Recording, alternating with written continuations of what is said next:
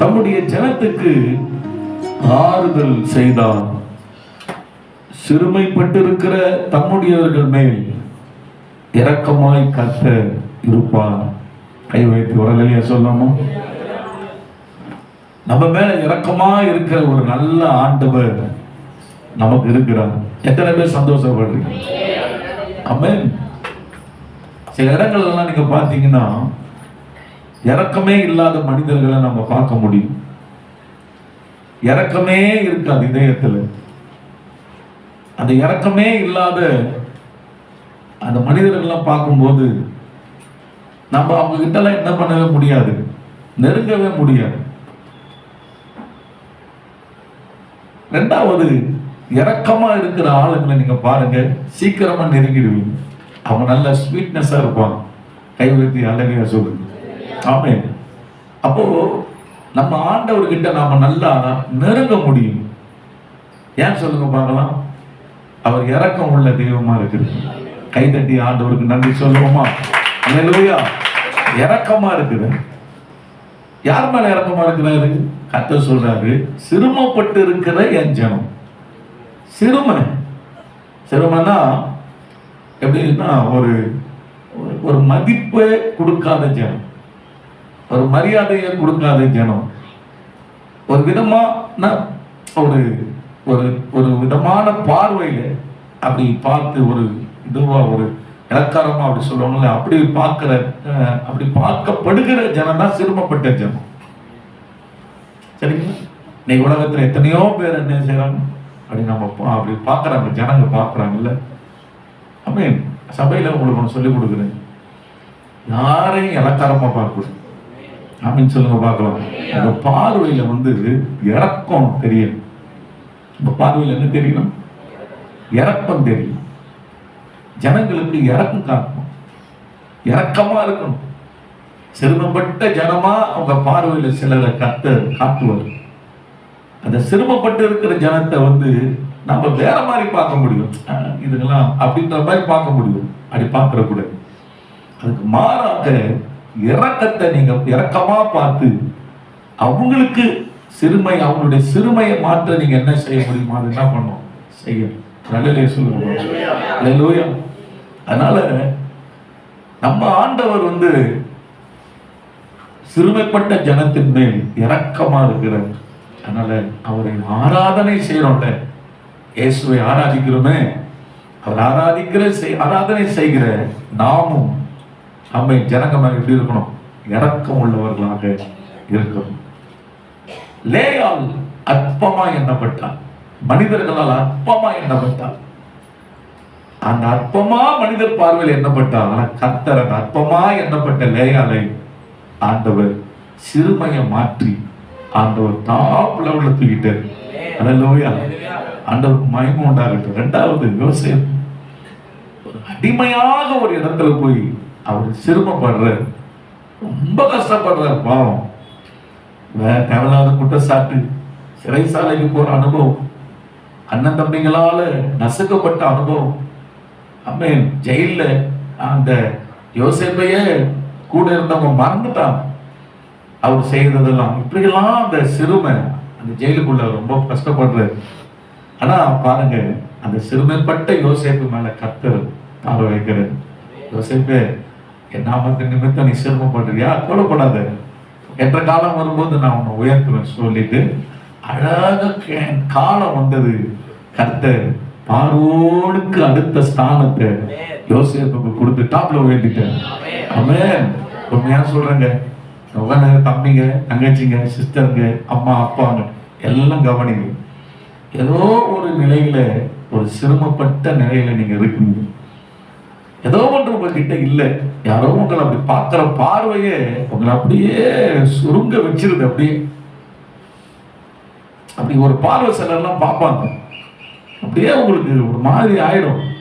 ஏன்னா அது ஒண்ணு உங்ககிட்ட இல்லை என்ன அப்படின்ற மாதிரி அந்த பார்வை ஒரு மாதிரி உங்களை அப்படியே சிரமப்படுத்திடும். உங்களோட தலை நிமிர்ந்து நீங்க நடக்க முடியாத ஒரு நிலம் போல கூட அது காணப்பட்டுரும். உங்க கையில பணம் இல்லை, உன்னோட வசதி இல்லை, உனக்கு தேவையான ஒரு எப்படி சொல்றது அந்த ஒரு படிப்பு இல்லை.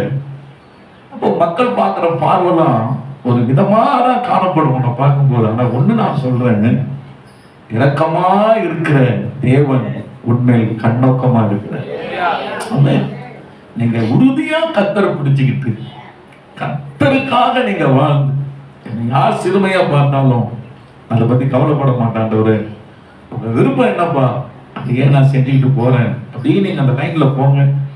ஒரு காலம் வருங்க, கண்டிப்பா சொல்ற பிரதர், நீ விசுவாசித்தாலும் சரி விசுவாசி கட்டாலும் சரி, கர்த்தருக்காக நீங்க வாழும்போது ஒரு காலம் வரும். அந்த காலம் வரும்போது உன் சிறுமையை கர்த்தர் மாற்றி போட்டு விடுவார். அன்றைக்கு உன்னுடைய இடம் ஆமென் பல அடி உயரத்தில் சென்றிருக்கும். ஆமென். யாரெல்லாம் உன்னை சீச்சி இப்படி பார்த்தாங்களோ, சிறுமையை மாற்றி போடுகிற கர்த்தர் உன் சிறுமையை மாற்றி போட்டதாலே அப்படி பார்க்க போறது இல்லை. எப்பா இப்படி பார்க்கிற அளவுக்கு கர்த்தர் உன்னை மாற்ற போகிறார். அதனால நிச்சயமாக ஒன்னே ஒண்ணு, லேயாளை போல கர்த்தரை உறுதியா பிடிச்சிக்குங்க. யோசேப்பை போல கர்த்தருக்கு உண்மையா இருங்க.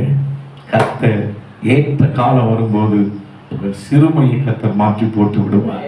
ஆமென். அவரால் முடியாத ஒண்ணுமே. ஆமென். உலகம் பார்க்குற மாதிரி கர்த்தர் பார்க்க மாட்டார். உலகெல்லாம் உங்க கையில வைத்த இருக்குதா, ஓகே ஓகே அப்படின்னும். கர்த்தர் அப்படி கிடையாது. உங்ககிட்ட இல்லாட்டாலும் உங்ககிட்ட இருந்தாலும் அவர் இறக்கம் என்னைக்குமே உன் மேல இருக்கும். ஏசப்பா அதுதான்.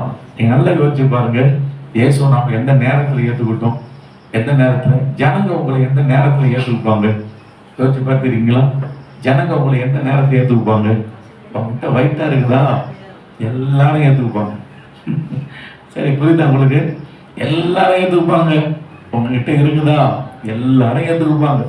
ஆமா அப்பா அப்படிப்பா இப்படிப்பா அப்படின்னு.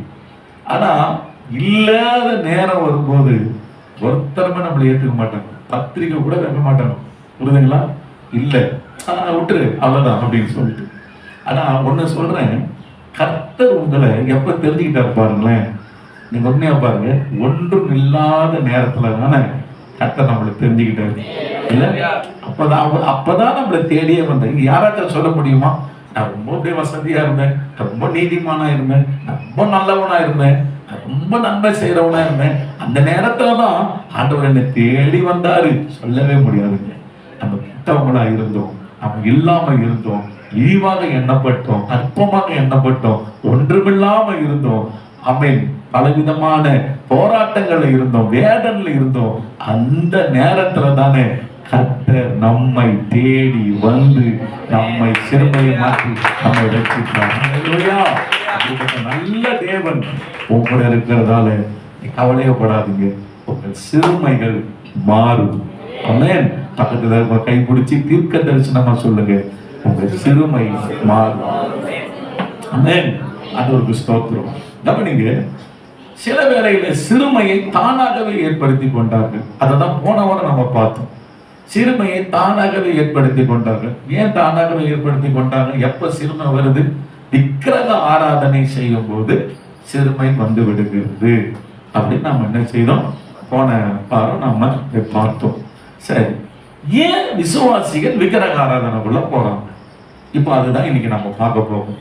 சரி, கவனிங்க. விக்கிரக ஆராதனைக்குள் போனதால கர்த்தரே என்ன பண்ணிட்டாரு? சாலமோனை நம்ம பார்த்தோம், விரோதியெல்லாம் எழுப்புறாரு, சந்ததிகளை பாதிக்க வருது, சிறுமை அவனைதான் ஏற்படுத்திக்கிட்டான் விக்கிரக ஆராதனை செய்து அப்படின்னு. ஆனா ஏன் போறாங்க? சில விசுவாசிகள், எல்லாரும் சொல்ல முடியாது, 1-2 பேர் அந்த தவறுகளை எந்த சபையானவன் சரி அதை செய்வான். ஆனா நான் நம்ம சபைக்கு சொல்றேன், அந்த தவறை மட்டும் செஞ்சிடாதீங்க. ஆமென். நல்லா இருக்கிற லைஃப் கெட்டு போயிடும். புரியுதுங்களா? அந்த தவறை மட்டும் செய்யக்கூடாது. ஆனா ஏன் போகிற சூழ்நிலை, அந்த எக்கோ கொஞ்சம் கம் பண்ணுங்களேன், ஏன் போகிற சூழ்நிலைக்குள் தள்ளப்படுகிற நிலை வருகிறது என்பதை நீங்க புரிஞ்சுக்கணும். எதனால நம்ம சில விசுவாசிகள் விக்கிரக ஆராதனைக்குள் ஏன் போயிடுறாங்க? ஏன் போயிடுறாங்க? ஏன் ஜீவனுள்ள தெய்வம், அவரு மகிமையானவர், பதில் கொடுக்கிறவர், எல்லாத்துக்குமே அவரு அற்புதம். ஏன் ஆனா விசுவாசிங்க சிலர் விக்கிரகத்தையும் அப்படி நைஸா, சிலர் மறைச்சு வாழ்வாங்க, இயேசுவையும் நம்பி வாழ்வாங்க, நைஸா அப்படி அதையும் பண்ணுவாங்க. சிலர் ஓப்பனாவே என்ன பண்ணிருது, அப்படி பண்ணிருது. நாம அதை யோசிச்சு பார்த்தேன், ஏன் இந்த மாதிரி போயிடுறாங்க சிலர்லாம். நான் 30 வருஷம் ஆண்டவரை பின்பற்றுறேன், இன்னைக்கு வரைக்கும் அந்த எட்டி கூட பார்த்தது இல்லை. கை தட்டி ஆண்டவரை துதிக்கிறேன். ஆண்டவர் ஸ்தோத்திரம். வைராக்கியம் ஆண்டவருக்காக இருக்கு, பத்திரம் நம்மளை நல்லா நடத்துறேன். ஆனா சில ஆளுங்களை ஏன் அதுக்குள்ள அப்படி போயிடுறாங்க அப்படின்னு நான் பைபிள யோசிச்சு பார்க்கும்போது ஆண்டவர் சில காரியங்களை எனக்கு உணர்த்தினாங்க. இதுதான் விஷயம், அவங்க போகிறதுக்கு இதுதான் விஷயம். அவன் அதை நாம பார்த்துடலாம். சரி, 1 ராஜாக்களின் புஸ்தகம் 11ஆம் அதிகாரத்தை திருப்பிங்க. ஃபர்ஸ்ட் கிங் சாப்டர் 11 எடுத்துக்கிட்டீங்களா? 1ஆம் வசனம். ராஜாவாகிய சாலமோன் பார்வோனின் குமாரத்தியை நேசித்ததும் அல்லாமல் மோவாபியரும் அம்மோனியரும் ஏதோனியரும் சீதேனியரும் ஏத்தியரும் ஆகிய அந்நிய ஜாதியான அநேக ஸ்திரீகள் மேல் ஆசை வைத்தான். கர்த்தர் இஸ்ரவேல் புத்திரரை நோக்கி, நீங்கள் அவர்கள் அண்டைக்கும் அவர்கள் உங்கள் அண்டைக்கும் பிரவேசிக்கலாகாது. அவர்கள் நிச்சயமாய் தங்கள் தேவர்களை பின்பற்றும்படி உங்கள் இருதயத்தை சாய பண்ணுவார்கள் என்று சொல்லி இருந்தார். சாலமோன் அவர்கள் மேல் ஆசை வைத்து அவர்களோடு ஐக்கியமாய் இருந்தான்.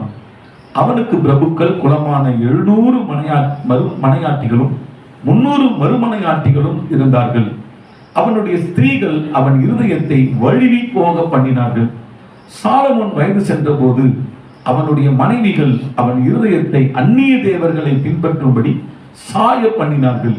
அதனால் அவனுடைய இருதயம் அவன் தகப்பனுடைய தாவீதின் இருதயத்தை போல தன் தேவனாகிய கர்த்தரோடு உத்தமமாய் இருக்கவில்லை. அப்பொழுது சாலமோன் எருசலேமுக்கு எதிரான மலையிலே மோவாபியரின் அருவருப்பாகிய காமோசுக்கும் அம்மோன் புத்திரரின் அருவருப்பாகிய மோலோவுக்கும் மேடைகளை கட்டினான்.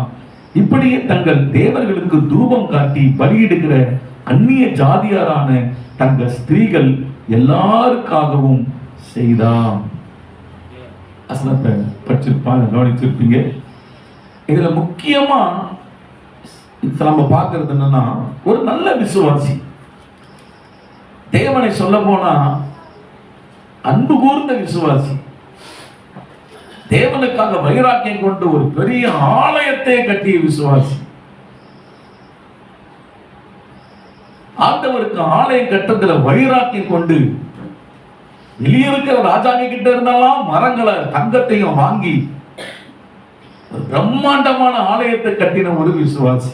யோசிச்சு பாருங்க. ஆனா அப்படிப்பட்ட விசுவாசியையும் பிசாசு தட்டிட்டான். புரியுதுங்களா? விசுவாச பிள்ளைகளே, இங்க எத்தனை பேர் கர்த்தருக்கு பிரம்மாண்டமா ஆலயம் கட்டியிருக்கு? எத்தனை பேர் சாலமோன் மாதிரி இதெல்லாம் பண்ணிருக்கு? அதெல்லாம் கூட நம்ம பண்ணல. ஆனா அவனையே பிசாசு என்ன பண்றான்? தட்டினா நம்பலாம் எந்த மொழிக்கு. ஆனா கர்த்தர் கிருபையில நம்ம நிக்கிறோம். அல்லேலூயா. எல்லாம் கவனிங்க, நமக்கு எதிராக இருக்கிறோம். பிசாசு உங்களை தட்டுறதுக்கு எப்பவும் இருக்கிறோம். அதுல நம்ம பயன்படுத்துற ஒரு ஆயுதம் தான் என்னன்னா விக்கிரகாரம். அதை செய்ய வைக்கிறதுக்கு எப்பவும் அவன் உன்னை ஒரு வாய்ப்பை தேடிக்கிட்டே இருப்பான். பல காரியங்களிலே பாவங்களே இதுவும் ஒண்ணு. அப்போ சாலமோன் செம்ம ஆளு, பயங்கரமா ஆண்டவரை பின்பற்றினவர், நல்லா ஆண்டவருக்காக அப்பா நிறைய பொண்ணுங்களை சேர்த்து வச்சு ஆலயத்தை கட்டுறாரு. பிரம்மாண்டமான ஆலயம், முட்டி போட்டு ஜெபிச்சா அக்னி வந்துச்சு, பிரசன்னம் வந்தது. அப்படியெல்லாம் இருந்த சாலமோன் எப்படி பாஸ்டர் ஒரு தேவிகளுக்கு போய் ஒரு அஸ்திரோத்தும் காமோசுன்னு போட்டிருக்கிற அந்த அந்நிய ஜாதி விக்கிரகத்துக்கு போய் எப்படி பாஸ்டர் தூபம் காட்டினாரு? என்னங்க இது? நினைக்கவே கொஞ்சம் கஷ்டமா இருக்கு. இது எப்படி நடந்திருக்கும் அப்படின்னு பார்க்கும்போது கொஞ்சம் நம்ம ஆழமா உள்ள தியானிச்சு பார்க்கணும். பிசாசு எப்படி டார்கெட் வச்சு சாலமோன் தாக்கி இருக்கிறோம். ஒரே ஒரு வார்த்தையை நான் உங்களுக்கு சொல்றேன், ஆசை. ஆசை என்ற அந்த வார்த்தை வலிமை உள்ளது. நல்லா புரிஞ்சுக்குங்க. 1ஆம் வசனம். ராஜாவாகிய சாலமோன் 11:1 ராஜாக்கள் 11 பார்வோனின் குமாரத்தியை நேசித்துன்னு என்ன? ஆசை. ஆசை இல்லாம நேசம் வராது. உண்மைதானே? நேசம், ஆசை. நேசித்ததும் அல்லாமல் மோவாபியரும் அம்மோனியரும் ஏதோனியரும் சீதேனியரும் ஏத்தியரும் ஆகிய அந்நிய ஜாதியான அநேக ஸ்திரீகள் மேல் என்ன போன்றது? ஆசை வைத்தான். ஆசை வைத்தான். அப்புறம் இன்னொரு வசனத்தை கூட நீங்க பார்க்கலாம். ஆண்டவருக்கு ஸ்தோத்திரம்.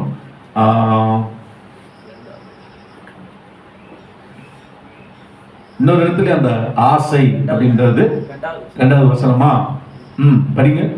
கர்த்தர் இஸ்ரவேல் புத்திரரை நோக்கி, நீங்கள் அவர்கள் அண்டைக்கும் அவர்கள் உங்கள் அண்டைக்கும் பிரவேசிக்கலாகாது. அவர்கள் நிச்சயமாய் தங்கள் தேவர்களை பின்பற்றபடி உங்கள் இதயத்தை சாய பண்ணுவார்கள் என்று சொல்லியிருந்தார். சாலமோன் அவர்கள் மேல் ஆசை வைத்து அவர்களோடு ஐக்கியம்.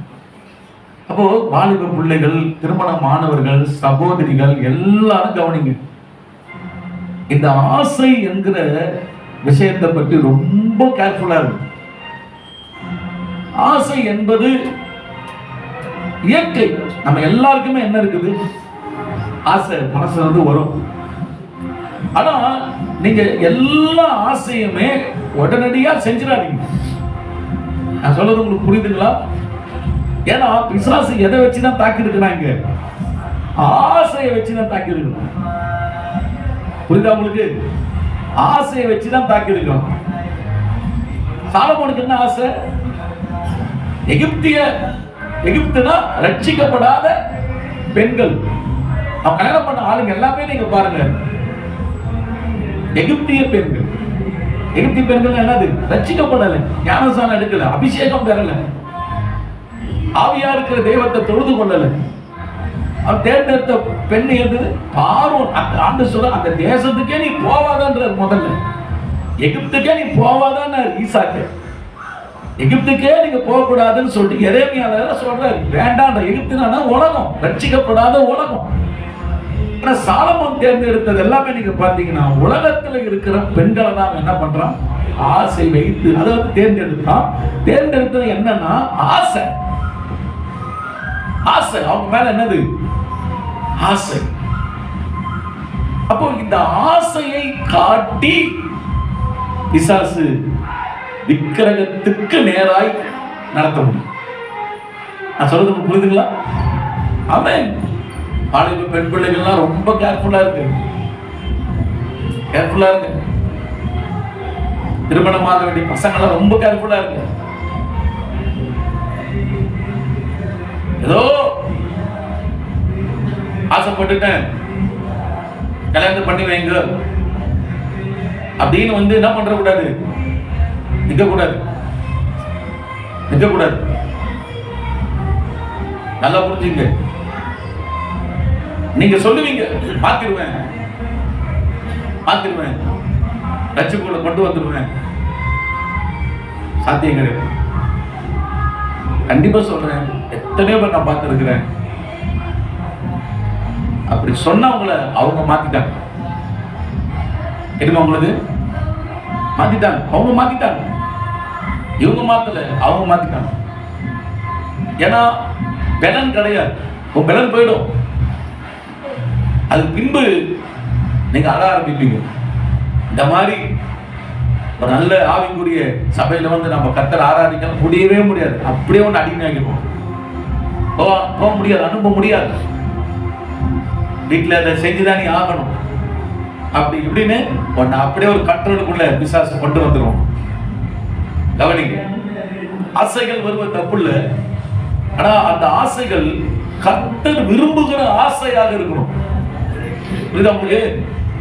என்னைக்கு நீங்க ஞானசானம் எடுத்து கர்த்தரை என் சொந்த ரட்சகர் என்று ரட்சிக்கப்பட்டு ஞானசானம் எடுத்து பாவ மன்னிப்பு பெற்று கர்த்தருக்கு இனி நான் அடிமை, அவர் என்னுடைய தேவன், அவரை மட்டுமே நான் வணங்குவேன் என்று ஞானசானத்தை உடன்படிக்கை செய்தீங்களோ, அன்றைக்கு நடந்தது என்ன தெரியுமா? உன் ஆசைக்கு நீ செத்து விட்டார். புரிஞ்சுக்கமா? நிறைய பேர் ஞானசானமே அர்த்தம் இல்லாம எடுத்துட்டு இருப்போம். ஞானசானம் கொடுக்குறாங்க, முன்பு எழுது. ஞானசானத்துக்கு என்ன நடந்தது? உன் ஆசைக்கு நீ செத்துட்டு, அப்ப தண்ணியில இருந்து நீ எழுவும் போது என் இயேசுவின் ஆசையை நிறைவேற்றதான் நான் பிறந்திருக்கிறேன். ஆமென். அப்ப இந்த இடத்துல பாருங்க, சாலமோன் தேவனுடைய ஆசையை தான் இது வரைக்கும் அப்படியே நிறைவேற்றிட்டு வராரு. ஆனா இந்த பெண்கள் விஷயத்துல வரும்போது தேவனுடைய ஆசையை நிறைவேற்ற முடியல. சொல்ல போனா தேவனுக்கு எதிராக, தேவன் எதை வெறுக்கிறாரோ அதை செய்கிறதுக்கு அவன் இதை ஆசைப்படுது. ஆனா கொஞ்சம் கூட அவன் யோசிக்கல, தேவனுக்கு விருப்பம் இல்லாதது நமக்கு வேண்டாம் அப்படின்னு அவன் அந்த ஆசைக்கு மட்டும் செத்து இருந்தானா கண்டிப்பா சாலமோன் வாழ்க்கை சூப்பரா இருந்திருக்கும். ஆனா அவன் ஆண்டவருடைய அந்த எதை வெறுக்கிறாரோ அதன் மேல் ஆசை வைக்கிறான். எனக்கு நிறைய பேர் பாருங்க, ஆண்டவர் என்ன வெறுக்கிறாரோ அது மேலதான் அவங்களுக்கு ஆசை, விசுவாசம் தான் காட்டுறாங்க, அதுதான் ஆசை வைக்கிறாங்க. சிலர்லாம் நீங்க பாருங்க, கவுன்சிலிங் நம்ம கொடுக்குறோம், வைக்காதப்பா வைக்காதம்மா, இந்த மாதிரி ஆசைலாம் வேண்டாமா, இந்த ஆண்டவருக்கு விருப்பம் இல்லாத காரியம் அப்படின்னு எவ்வளவு சொன்னாலும் என்ன செய்ய போறது இல்லை. அந்த இருதயம் அதை தான் பின்பற்ற போகிறது. நான் சொல்ற தீர்க்க தரிசனமா வேண்டாம் வேண்டாம். வாழ்க்கைன்றது என்னங்க? வாழ்க்கைன்றது என்னங்க? நல்ல கவனிங்க. திருமண பந்தம் என்பது நீண்ட காலம் வாழக்கூடியது, நீண்ட காலம் வாழக்கூடியது. அம்மா வீட்டுல கூட மிஞ்சி போனா ஒரு 24 வயசு வாழ்வி, ஆம்பளை பசங்க ஒரு 25 வயசு வாழ்வி, பொம்பளை பசங்க ஒரு 24 வயசு வாழ்வி, அவ்வளவுதான் அம்மா வீடு. நான் சொல்றது உங்களுக்கு புரியுதா? ஆமென். அருண் வயசு என்னம்மா வயசு உங்களுக்கு? அவ்வளவுதான்மா. கல்யாணம் ஆகி ஒரு அம்மா வீட்டுல 24 வருஷம் நீ வாழ்ந்துருக்கு, அவ்வளவுதான்மா. நீண்ட காலம் வாழ போறது எங்க? அருண் வீட்டுல தான். அப்போ எது உங்களுக்கு அதிகம்? எது உங்களுக்கு அதிகம்? ஏன் இப்படி பேச மாட்டீங்க? ஒண்ணுமே தெரியாது நமக்கு. எது அதிகம் சொல்லுங்க. மாமியார் வீடு தான் அதிகம். இவர்தான் கரெக்டா சொன்னா. புருஷன் வீடு தான் அதிகம் உங்களுக்கு. 100 வயசுன்னு வச்சுங்க, 25 வருஷம் தான் நீங்க வந்து அம்மா வீட்டுல, மீதி 75 வருஷம் எங்க வாழ போறீங்க? அந்த 75 வருஷம் நீண்ட ஒரு லைஃப் வாழ போறீங்க. அந்த வாழ்க்கை சூப்பரா அமையணும் உங்களுக்கு. எத்தனை பேர் ஆமென் சொல்றீங்க? சூப்பரா அமையணும் உங்களுக்கு. ஆமென். அதுல விரிசல் கண்டிப்பா, தேவனுக்கு விருப்பம் இல்லாத ஆசைகளை நீங்க செய்தீங்கன்னா விரிசல்களும் போராட்டங்களும் பிரச்சனைகளும் வரும்போது அந்த 75 ஆண்டுகள் வாழ்க்கை உங்களுக்கு ரொம்ப நரகமா காணப்படும். சாலமோனுக்கு ஆரம்பிச்சிச்சு, அவ்வளவுதான், அதோட அவன் வாழ்க்கை நரகமா காணப்படும். ஆனா தாவீதுக்கு அப்படி இல்லை. தாவீது தேர்ந்தெடுத்தது எல்லாமே பாத்தீங்கன்னா கர்த்தருக்கு சித்தமானதை தாவீது தேர்ந்தெடுத்தார். ஆண்டவருக்கு எது பிரியமோ அதான் தாவீது தேர்ந்தெடுத்தார். அவன் ஆயுசு 4 நல்லா ஃபேமிலி போச்சு, பிள்ளைங்களை பெற்றார், நல்லா இருந்தார். அவன் சாலமோன் அப்படி முடியல. அவன் வயசான காலத்துல தாவீதை ஒரு ஆள் மிரட்ட முடியல. ஆனா சாலமோனை மிரட்டினாங்க. யார் மிரட்டினாங்க தெரியுமா? பொண்டாட்டிகளை மிரட்டினாங்க. ஒரு பொண்டாட்டி இருந்தா பரவாயில்ல, எத்தனை பொண்டாட்டி? எக்கச்சக்கம் பொண்டாட்டி எல்லாம். சாலமோனே எடு தூபத்தை காட்டு காட்டு, வயசு வர ஆயிடுச்சு. அப்படி இல்லாம கவனமா இருக்கு. வயசாயிட்டாதான் அவ்வளவுதான். ஆனா வயசாயினாலும் கெட்டப்பா இருக்கணும்னா கட்ட சித்தத்தை செஞ்சீங்கன்னா கெட்டப்பா இருப்பீங்க. ஆனா உங்க ஆண்டவருக்குள்ள பொல பொல பொலன்னு ஒரு மாதிரி தேவ சித்தம் செய்யாம உங்க ஆசையெல்லாம் செஞ்சுட்டு இருந்தீங்கன்னா யார் வேண்டாலும் உங்களை மிரட்டுவாங்க. அவ்வளவு பட பட படன்னு என்னதான் இருக்க வேண்டியதுதான். புரியுதுங்களா? சாலமோன் ஆள்தான் ஆயிட்டு சொல்றது உங்களுக்கு புரியுதுங்களா? ஏன்? தேவ சித்தத்தை செய்யல். ஆனா தாவீது அப்படி கிடையாது. அப்போ எதை வைத்து உன்னை பிசாசு தாக்குவான்? ஆசை. மீனை பார்த்துருக்கீங்களா? மீன் எப்படி பிடிப்பான் தெரியுமா? மீனை வெறும் முள்ள போட்டு அப்படி போட்டா மீன் வரவே வராது. எதுக்குடா சாமி நான் வரணும்?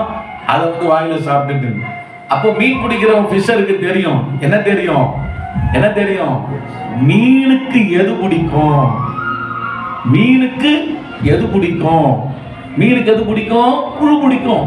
அப்ப அந்த புழுவை அழகா அந்த கம்பி தெரியாம அழகா அந்த புழுவை வைத்து துடிக்க வச்சு அதுல மாட்டி அப்படி தூக்கி ஃபிஷர் போடுவான்.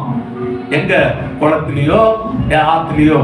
இது என்ன பண்ணும்? அந்த அழகா அந்த உள்ள இருக்கிற அந்த முள்ளு அது மீனுக்கு தெரியவே தெரியாது. நல்லா கவனிச்சிங்க. அதுதான் நல்லா புரிஞ்சுங்க. சில ஆசைகளை காமிப்பான் பிசாசு சூப்பரா. அப்படியே அந்த புழு அழகா இருக்கிறது மீன் எப்படி பார்த்து அப்படியே உரங்கிட்ட அதே போல சிலதெல்லாம் அப்படி காமிச்சு அப்படியே அழகா இருக்கும் இதயத்துக்கு. நல்லா கவனிச்சிக்க தம்பி, கவனிச்சிக்கமா, அழகா இருக்கும். ஆனா அது வாய்க்குள்ள மீனை buck buck buck buck buck சாப்பிட்டுட்டு அப்படி பண்ண பாரு குதிக்கும் மேல.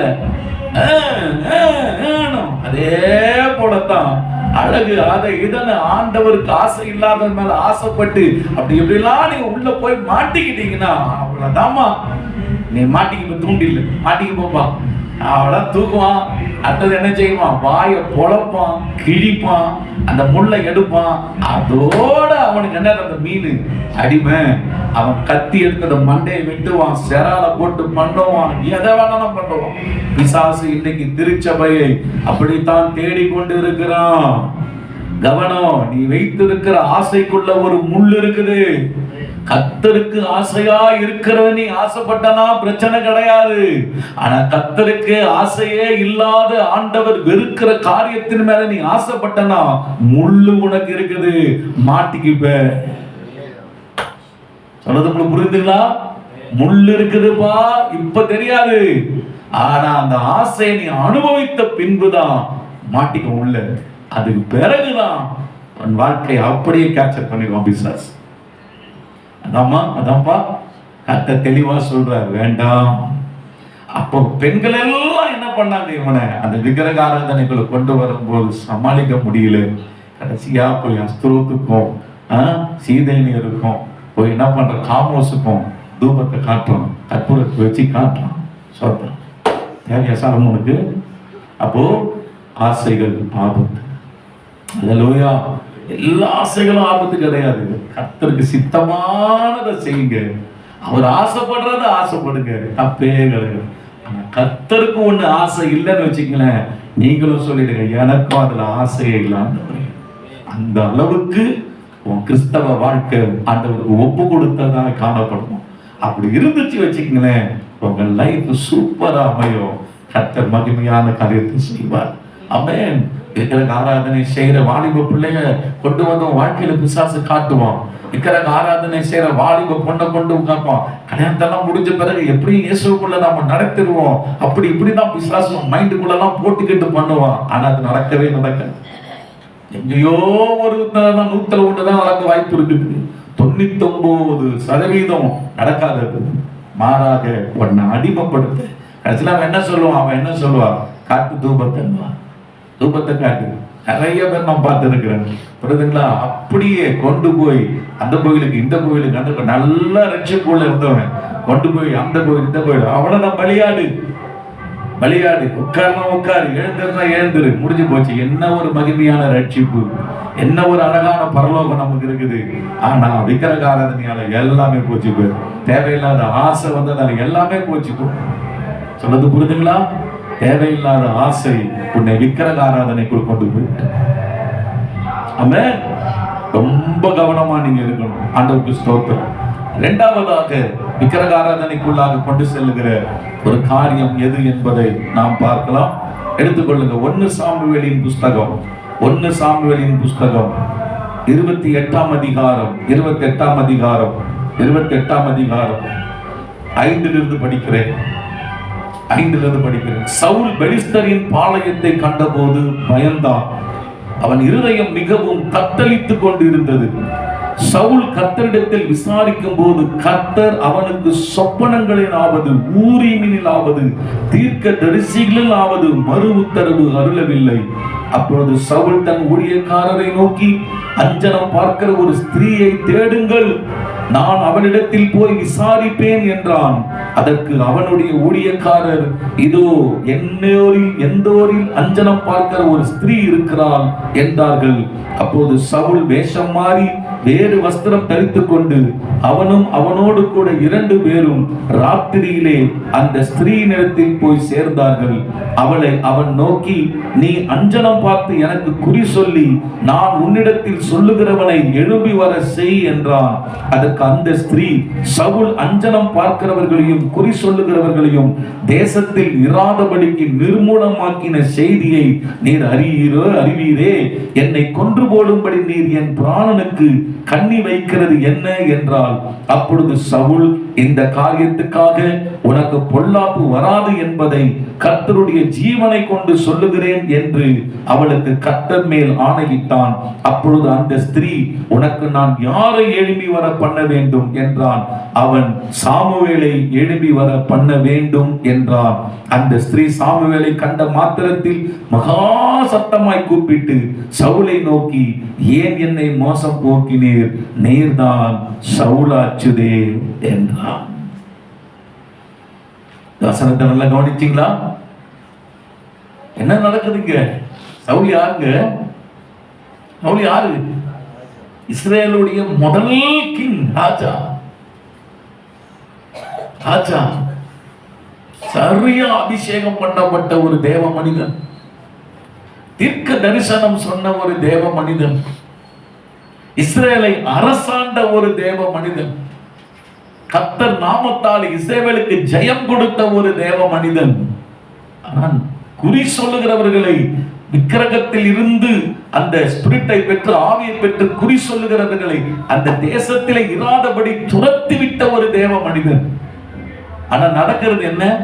அப்படி துரத்தி விட்ட அந்த குறி சொல்லுகிற, விக்கிரகத்தை வைத்து குறி சொல்லுகிற அந்த பெண்ணிடத்திலேயே போய், அந்த குறி சொல்லுகிற பெண்ணிடத்திலேயே போய் என்ன கேட்கிறாரு சவுலு? மா, எனக்கு குறி சொல்லுமா, எனக்கு குறி சொல்லுமா, எனக்கு குறி சொல்லுமா அப்படின்னு கேட்கிற. என்னங்க நடந்துச்சு? ஏங்க விக்கிரக ஆராதனைக்குள்ள போய் குறி கேட்க போயிட்டாரு? என்ன நடந்ததாங்க சவுலோட வாழ்க்கையில? கவனிங்க, நல்ல கவனிங்க. சவுல் என்ன மிஸ்டேக் பண்ணார் தெரியுமா? எதையுமே சவுல் எப்படி தெரியுமா, சீரியஸா எடுக்க மாட்டார். அதுதான் சவுல் கிட்ட இருக்கிற ஒரு மைனஸ் பாயிண்ட். எதையுமே சீரியஸ்னஸ் எடுக்க மாட்டாரு. இன்னைக்கு கூட நிறைய பேர் பாருங்களேன், ஃபேமிலி எல்லாம் சீரியஸா எடுக்க மாட்டாங்க. சீரியஸா இருக்க மாட்டாங்க. இந்த ஃபேமிலி நல்லா இருக்கணும், நம்ம குடும்பம், நம்ம பசங்க ரொம்ப நல்லா இருக்கணும், அதுக்கு நாம என்ன பண்ணணும், நம்ம வைஃப் நல்லா இருக்கணும், அதுக்கு என்ன பண்ணணும், நம்ம வீட்டுக்காரர் நல்லா இருக்கணும், நம்ம என்ன பண்ணணும். சிலருக்கு இருக்கும், சிலருக்கு அந்த சீரியஸ்னஸ் இருக்கிற ஃபேமிலில நீங்க பாத்தீங்கன்னா குடும்பத்தை அழகா வணைவாங்க. சபைக்கு ஒரு வாரம் விட மாட்டாங்க. அவங்க சீரியஸா இருக்கிறோம், குடும்பத்தை சீரியஸ். ஏன்னா தெரியும், ஒரு பாட்டு விட்டுட்டோம்னா அவ்வளவுதான், வேற மாதிரி போயிடும் குடும்பம். அது கேர்ஃபுல்லா கவனமா இருப்பாங்க. சில ஆள்லாம் நீங்க பாருங்களேன், குடும்பத்தை பத்திலாம் ஒரு சீரியஸ்னஸே இருக்காது. சீரியஸ்னஸே இருக்கு. நம்ம குடிச்சிட்டு இருப்பான், எங்கன்னா போய் குடி உள்ள எங்கன்னா கொண்டாடி என்ன அந்த சீரியஸ் என்னது? ரட்சிக்கப்பட்ட ஆளு கூட சரி சீரியஸ் இருக்காது. குடும்பத்துக்குள்ள சில பாவங்கள் இருக்கும், அந்த சீரியஸ் இருக்காது. பசங்களுக்கு சீரியஸ் இருக்காது. நல்லா புரிஞ்சுக்கமா, சவுளுடைய தப்பு என்ன தெரியுமா? ஏன் விக்கிரகத்துக்கு அப்புறமா தெரியுமா? சீரியஸ் கிடையாது. அந்த குடும்பத்தை சீரியஸா ஒரு ஒரு பொறுப்புணர்வோடு, ஒரு ஒரு எப்படி சொல்றது, ஒரு கரெக்டா நம்ம மெயின்டைன் பண்ணணுமே, சரியா மெயின்டைன் பண்ணணுமே, அந்த மாதிரி ஒரு மெயின்டெனன்ஸ் மைண்ட் இல்லாம ஒரு விளையாட்டா எதையுமே என்ன செய்யறதுன்னா ஒரு விளையாட்டா, ஒரு அசால்ட்டா அப்படி எடுத்துக்கொண்டவர் தான் சவுல். ஆனா அந்த குணம் அவருக்கு என்ன ஆச்சு தெரியுமா? விக்கிரக ஆராதனைக்கு நேரா கூட்டு போயிடுச்சு. எங்க போச்சு? 13ஆம் அதிகாரத்தை எடுத்து 1 சாமுவேலின் புஸ்தகம் 13ஆம் அதிகாரம். ஆண்டவருக்கு ஸ்தோத்திரம். எடுத்துட்டீங்களா? ஆண்டவருக்கு மகிமை உண்டாகட்டும். 10ஆம் வசனத்திலிருந்து படிக்கிறேன், 9.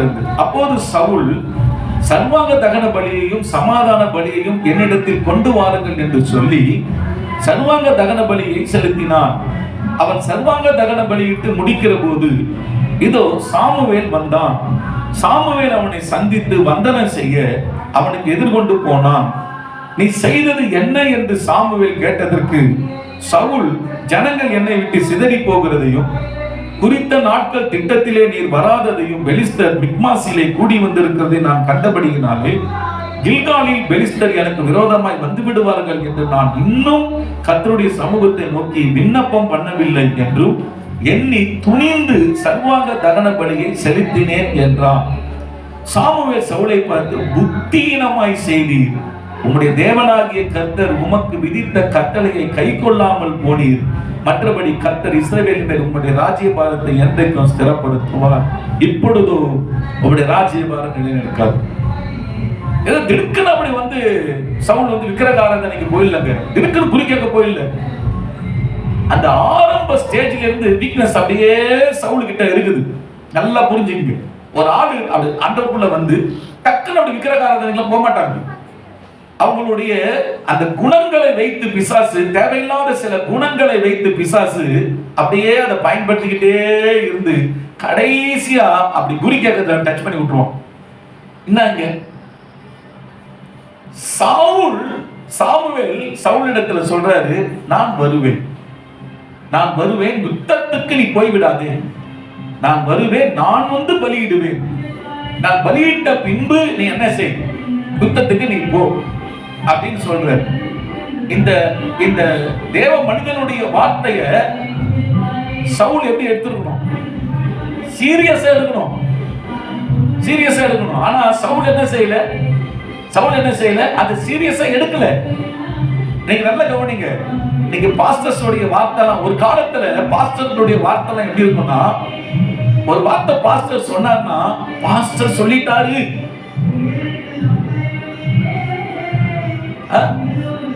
பரலோகத்திலிருந்து தூதன் வந்து சொன்னது போல அப்படி இருக்கும். பாஸ்டர் சொல்லிட்டாருப்பா, அதுக்கு மேல என்னது, அவ்வளவுதான், செய்ய மாட்டேன். ஆனா இன்னைக்கும் ஒரு கூட்டம் இருக்குது, சர்ச்சில் இருக்கிறாங்க.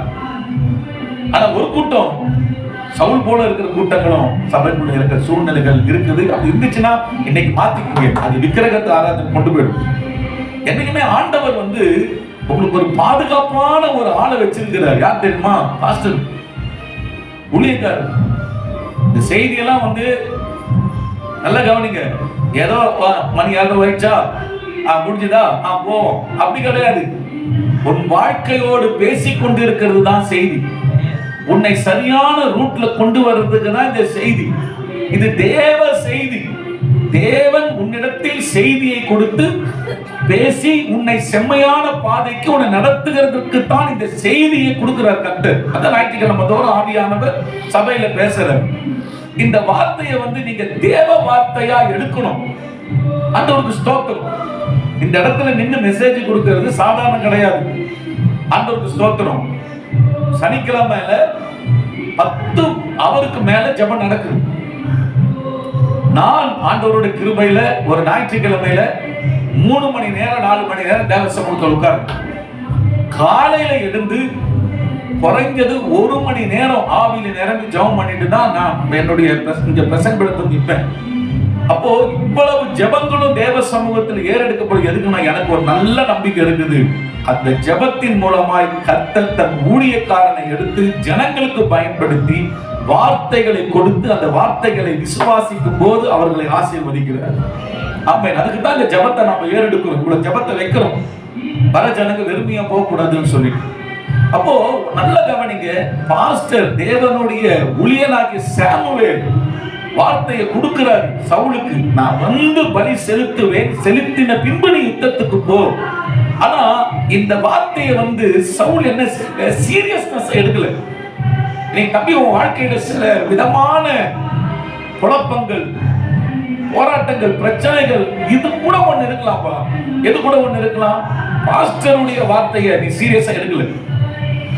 பாஸ்டர் வார்த்தையை நீ சீரியஸா எடுத்திருந்தனா கண்டிப்பா சொல்றேன், உன் வாழ்க்கை நிச்சயமா ஆசீர்வதிக்கப்பட்டு இருக்கும். உனக்கு நினைவு கூட வந்திருக்கும். நீ அந்த காரியத்தை செய்யும் போது நினைவு கூட உனக்கு வந்திருக்கும். ஆனா அதென்ன அப்போ பரவாயில்ல போ அப்படின்னு நீ விட்டுட்ட பத்தியா. அதனால்தான் இன்னைக்கு நிறைய மன உளைச்சலுக்குள்ள நீ மாட்டிக்கொண்டு இருக்கலாம். ஆனா இன்னைக்கு கர்த்தர் நமக்கு சொல்றாரு, வேண்டாம், இனிமேல் பாஸ்டர் சொல்ற அந்த கிருபை உள்ள வார்த்தைகள். பாஸ்டர் நினைக்காதீங்க, பாம்பு வேலை சவுலுக்காக பயன்படுத்தினவர் உனக்காக பாஸ்டர் குருபாலை பயன்படுத்துறார். வேற ஒண்ணுமே கிடையாது. அல்லேலூயா. சீரியஸா இந்த வார்த்தையை ஒரு வார்த்தை சொல்லிட்டு போனார்னா ஊழியக்காரர் அந்த வார்த்தையை கனப்படுத்தி செய்யணும். செய்யணும். ஆமென். அப்போதான் நீ ஆசீர்வதிக்கப்பட்டிருப்ப. அதை நீ செய்யாம விட விட விட விட என்ன ஆகும்னா, நிச்சயம் சொல்றேன், உன்னை அறியாமையே நீ ஏதோ ஒரு விக்கிரக ஆராதனை, முரட்டாட்டமே விக்கிரக ஆராதனை தான். தெரியுமா உங்களுக்கு? தெரியுமா உங்களுக்கு? சவுலை பார்த்து சாமுவேல் சொல்வாரு, கீழ்ப்படியவே மாட்டான். அவர் சவுலுடைய வேலை எல்லாமே என்னன்னா, சாமுவேல் என்னதான் சொன்னாலும் செஞ்சிடறேன் செஞ்சிடறேன் அப்படிதான் நல்ல தலையை ஆட்டுவார். நல்ல கும்பம் மாடு ஆடுற மாதிரி நினைச்சிக்கும், தலை நல்லா ஆடும். ஆனா ஒண்ணுமே செய்ய மாட்டேன், ஒண்ணுமே செய்ய மாட்டேன். ஆனா இது நம்ம விளையாட்டுமா நம்ம எடுத்துக்கலாம். ஆனா கடைசியில் என்னாச்சு தெரியுமா? கவனிங்க, சாமுவேலும் சவுல் கிட்ட பேசல, கர்த்தரும் சவுல் கிட்ட பேசல. ஸ்டாப் பண்ணிட்டு அவன் கடைசியா அந்த யுத்தத்துல எனக்கு ஜெயம் கிடைக்குமா, ஜெயம் கிடைக்குமா, ஜெயம் கிடைக்குமான்னு கனவுல பேசுவாருன்னு பார்த்தேன், கனவுல பேசல. தீர்க்கதரிசிகள் மூலமா பேசுவாருன்னு பார்த்தேன், தீர்க்கதரிசி மூலமா பேசல. வேற ஏதாச்சும் ஒரு மூலமா பேசுவாருன்னு பார்த்தேன், பேசல. அதனால நான் யுத்தத்துல ஜெயிப்பானா ஜெயிக்க மாட்டானான்னு சொல்லிட்டு ஒரு குறி கேட்கிற பொம்பளை கிட்ட போய் குறி கேட்க போறேன். சொல்றது உங்களுக்கு புரியுதா? அதுல ஊழியக்காரன் வார்த்தைக்கு கீழ்ப்படி. ஆமென். ஊழியக்காரன் வார்த்தை உனக்கு எப்பவும் எதமா சில வேளையில வரும், சில வேளையில உனக்கு கஷ்டமா கூட வரும். கர்த்தருக்கு ஸ்தோத்திரம். ஆமென். உன் விருப்பப்படிலாம் ஊழியக்காரர்கள் சில வார்த்தைகள் வராது, ஆனா அதை நீங்க செய்யணும். கர்த்தருக்கு மகிமை உண்டாகட்டும். அல்லேலூயா. செய்யணுங்க, செய்யணும். அது நீ ஏதோ ஊழியக்காரருக்கு அடிமை, ஆமா அடிமையா மாறு. தேவனுக்கு நீ அடிமையா மாறனா, ஊழியக்காரங்க வார்த்தையை அடிமை போல என்ன பண்ணணும், நீ கீழ்ப்படுத்தி நடக்கணும். அதுதான் சர்ச். அந்த குடும்பம் தான் நல்லா இருக்கும். ஆண்டவருக்கு ஸ்தோத்திரம். ஆமென். அந்த பிள்ளைக்கு இப்போ ராஜேஷ்க்கு கல்யாணம் நடந்ததுல ஒருத்தவங்க சாட்சி சொன்னாங்க, சில காரியங்கள் செய்யணும் அப்படின்னு நாங்க விருப்பப்பட்டு செஞ்சோம் பாஸ்டர். ஆனா அந்த பாஸ்டர் திட்டுவாரு, பாஸ்டருக்கு அது பிடிக்காது. சாட்சி சொல்றாங்க. அந்த மாதிரி நம்ம சாட்சி இருக்கணும். அதனால தான் நான் சொன்னேன், எனக்கு ரொம்ப சந்தோஷமா இருந்துச்சு அந்த காரியம்லாம். பாஸ்டர் திட்டுவாரு. கோகுல் அவங்க அப்பாவெல்லாம் நான் பரலோக ராஜ்யத்தில் இருக்கிறேன், நான் பாராட்டுவேன். அவர் ஒன்னும் சொல்லுவார், பாஸ்டர் என்ன சொல்றாரோ எப்ப நீ அதை செய் போதும். ஆமென். பாஸ்டர் என்ன சொல்றாரோ அதை நீ செய், வேற யாரும் ஒன்னும் சொல்றத இது பண்ணாத. பாஸ்டர் என்ன சொல்றத செய். அதுதான் நல்லது, அதுதான் நல்லது. உங்களுக்கு குடிக்க கத்துக் கொடுக்குறோமா? சிகரெட் குடிக்கிறது கத்துக் கொடுக்குறோமா? என்ன கத்துக் கொடுக்குறோம்? கர்த்தருக்குள் எப்படி நீ வளரணும், கர்த்தர் உன்னை ஆசீர்வதிக்கிறதுக்கு வழி என்ன, உன் குடும்பத்தை சரியா நடத்துறதுக்கு வழி என்ன, நீ உன்னுடைய வாழ்க்கை ஆசீர்வாதமா வச்சுக்க வழி என்ன, இதெல்லாம் என்னது ஆண்டவர் நம்ம கூட வாரம் பேசிக்கிட்டு இருக்கிறார். அப்ப இந்த வார்த்தையை கவனமா கேட்டு என்ன செய்யணும்? இன்னைக்கு கர்த்தர் என்னுடைய சவுல் மூலமாக, சாமுவேல் மூலமாக என்னிடத்துல கர்த்தர் பேசி இருக்கிறார்னு அதை எடுத்து நீ அதுபடி வாழணும். ஆமென். இந்த காதுல வாங்கி இந்த காதை விட்டு போயிடு. ஒரே ஒரு வார்த்தை தான் சொன்னுமா, உடனே அதை செஞ்சிருக்கணும். கரெக்டா இருக்கணுங்க. கரெக்டா நீங்க இருந்து பாருங்க, உன் கூட தேவ பிரசன்னம் இல்லையா இருக்குதா நீங்க பாருங்க. அப்புறம் பாஸ்டருடைய வார்த்தைக்கு என்னைக்கு ஒருத்தவங்க சொல்றதை கீழ்ப்படிந்து கீழ்ப்படிந்து கீழ்ப்படிந்து கீழ்ப்படிந்து கீழ்ப்படிந்து செய்யறாங்களோ அது கர்த்தருக்கு நீங்க கீழ்ப்படுகிறீங்க. அப்படி கீழ்ப்படிய தேவ சமூகம் உன்னை விட்டு விலகாது. விக்கிரகத்துக்கு நீ போக வேண்டிய வழியே வராது. ஆமென். வராது.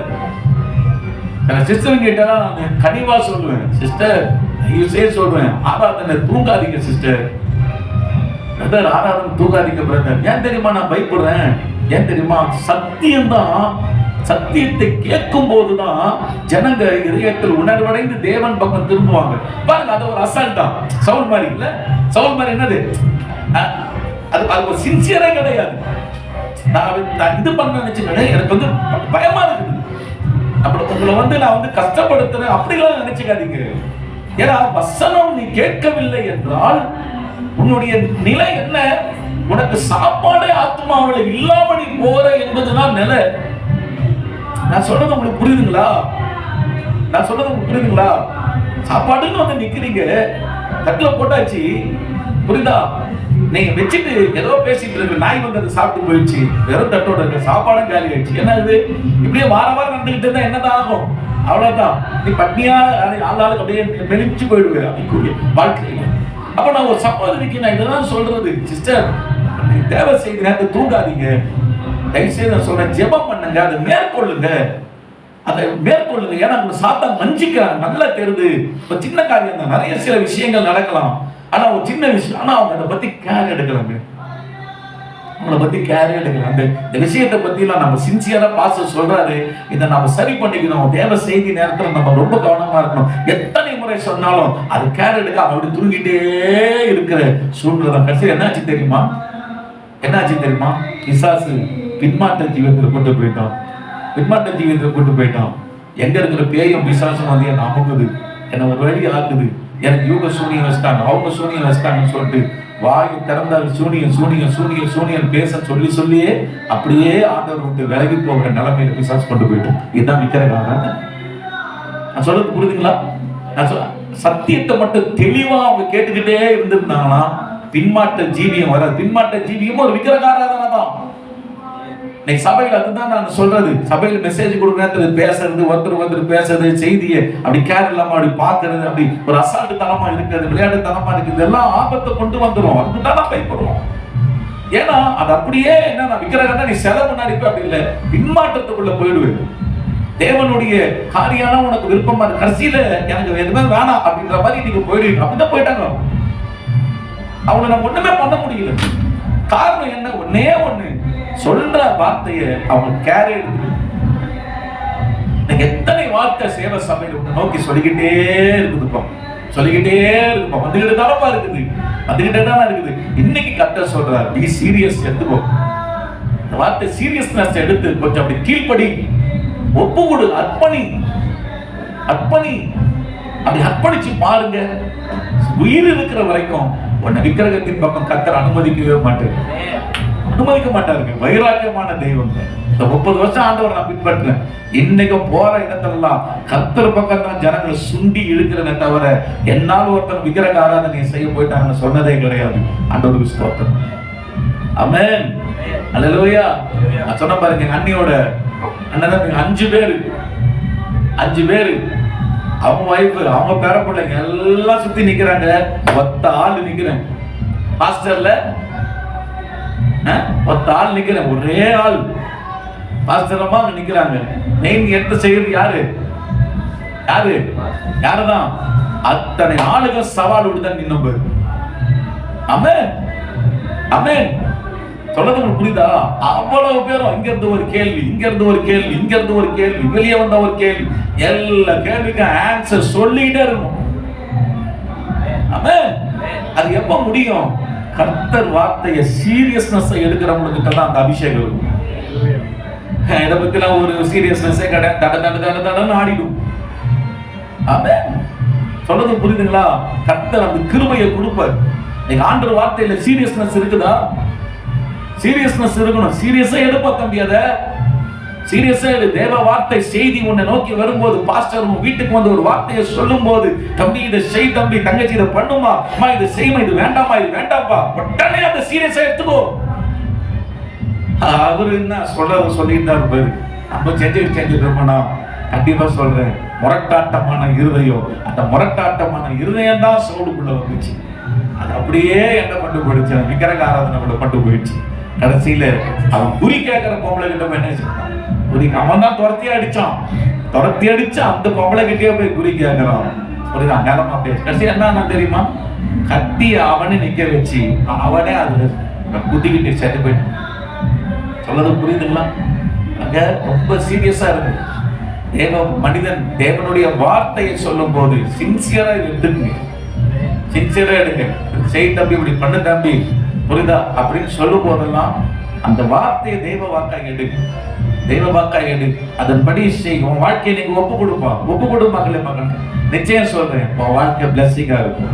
அல்லேலூயா. கடைசியா இருக்கிற 10 நிமிடத்தை நான் சொல்லி முடிச்சிடுறேன். 3வது ஒரு மனிதனை சொல்லி நான் முடிச்சிடுறேன். 3வது ஒரு மனிதன் யார்? எரேமியா. 1 ராஜாக்களின் புஸ்தகத்தை எடுத்துங்க. 1 ராஜாக்களின் புஸ்தகம். ஆண்டவருக்கு ஸ்தோத்திரம். 13ஆம் அதிகாரம்.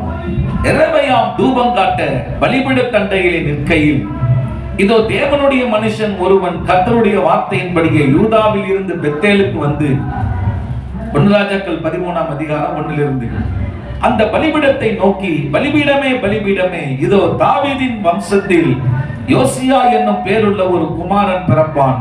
அவன் உன்மேல் தூபம் காட்டுகிற மேடைகளின் ஆசாரியர்களை உன்மேல் பலியிடுவான். மனுஷரில் எலும்புகளும் உன்மேல் சுட்டெரிக்கப்படும் என்பதை கர்த்தர் உரைக்கிறார் என்று கர்த்தருடைய வார்த்தையை கூறி, அன்றைய தினம் அவன் ஒரு அடையாளத்தையும் சொல்லி, இதோ இந்த பலிபீடம் வெடித்து அதன் மேல் உள்ள சாம்பல் கொட்டுண்டு போ, கர்த்தர் உரைக்கிறதற்கு இதுவே அடையாளம் என்றான். பெத்தேலில் இருக்கிற அந்த பலிபீடத்துக்கு எதிராக தேவனுடைய மனுஷன் கூறிய வார்த்தையை ராஜாவாகிய யெரொபெயாம் கேட்டபோது அவனை பிடியுங்கள் என்று தன் கையை பலிபீடத்தில் இருந்து நீட்டினான். அவனுக்கு விரோதமாய் நீட்டின கை தன்னிடமாக முடக்க கூடாதபடிக்கு மறுத்து போயிற்று. தேவனுடைய மனுஷன் கர்த்தருடைய வார்த்தை குறித்த அடையாளத்தின் படியே பலிபீடம் வெடித்து சாம்பல் பலிபீடத்தில் இருந்து கொட்டுண்டு போயிற்று. இந்த யார்? இந்த ராஜா கைய தேவ மனுஷனுக்கு விரோதமாய் நீட்டான். அவனை பிடிங்கடா அப்படின்றான். அவன் கையை மடக்க முடியல, மறுத்து போச்சு. கர்த்தர் அப்படியே நிக்க வச்சார் கைய. யார் இவங்க? RSS பிஜேபி கூட்டமா? இஸ்ரேலின் தேவனாகிய கர்த்தரை ஆராதிக்கிறதுக்காக அடைக்கப்பட்ட யெரொபெயாம். இந்த யெரொபெயாம் யாரு? சாலமோன் ராஜாவோடு கூட இருந்தவன். சாலமோன் ராஜா விக்கிரகாராதனைக்குள் போனான் என்று கர்த்தருக்கு தெரிந்து 3 எதிரிகளை எழுப்பினார். போன வாரம் பார்த்தோம். 3 விரோதிகளை ஆண்டவர் எழுப்புறார் விக்கிரகாராதனை செய்தவனுக்கு. அந்த 3 எதிரில ஒரு எதிரி யாருன்னா இந்த யெரொபெயாம். இந்த யெரொபெயாமை கர்த்தர் என்ன பண்றாரு பாருங்க. ஆண்டவர் எவ்வளோ நல்ல தெய்வங்க. அல்லேலூயா. 1 ராஜாக்களின் புஸ்தகம் 11ஆம் அதிகாரத்துல ஒரு தீர்க்கதரிசி வரான் யெரொபெயாம் கிட்ட. சாலமோன் இந்த தப்ப பண்ண உடனே யெரொபெயாம் கிட்ட கர்த்தர் ஆள் அனுப்புறாரு. 29ஆம் வசனம் 1 ராஜாக்கள் 11:29. அக்காலத்துல யெரொபெயாம் எருசலேமில் இருந்து வெளியே போகிற போது சீலோனியனான அகியா என்னும் தீர்க்கதரிசி புது சால்வையை போர்த்திக் கொண்டிருந்து வழியிலே அவனை கண்டான். இருவரும் வயல்வெளியிலே தனித்திருக்கையில் அகியா தான் போர்த்துக் கொண்டிருந்த புது சால்வையை பிடித்து அதை 12 துண்டாக கிழித்து போட்டு, யெரொபெயாமை நோக்கி 10 துண்டுகளை எடுத்துக்கொள், இஸ்ரவேலின் தேவனாகிய கர்த்தர் சொல்லுகிறது என்னவென்றால், இதோ நான் ராஜ்ய பாரத்தை சாலமோனுடைய கையில் இருந்து எடுத்து கிழித்து உனக்கு 10 கோத்திரங்களை கொடுப்பேன். கைகளை தட்டி கர்த்தரை நாம் ஸ்தோத்திரம் பண்ணணும். ஹல்லேலூயா. இந்த யெரொபெயாம் யாருங்க? ஒரு சாதாரண ஒரு மனுஷன். ஆனா சாலமோன் விக்கிரகாராதனை செய்ய போயிட்டான்னு தெரிஞ்ச உடனே ஆண்டவர் அவன் கையில இருந்த அந்த 10 கோத்திரங்கள் அப்படியே ஆண்டவர் என்ன செய்தார்?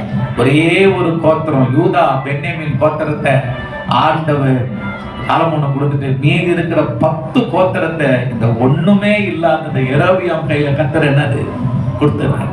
யெரொபெயாமே, இந்த 10 கோத்திரம் உனக்கு, இதை நீ வச்சு ஆளு, இஸ்ரேலை நல்ல நிலைக்கு நீ கொண்டு வா. இந்த யெரொபெயாம் யாரு? சாதாரண ஒரு மனுஷன்.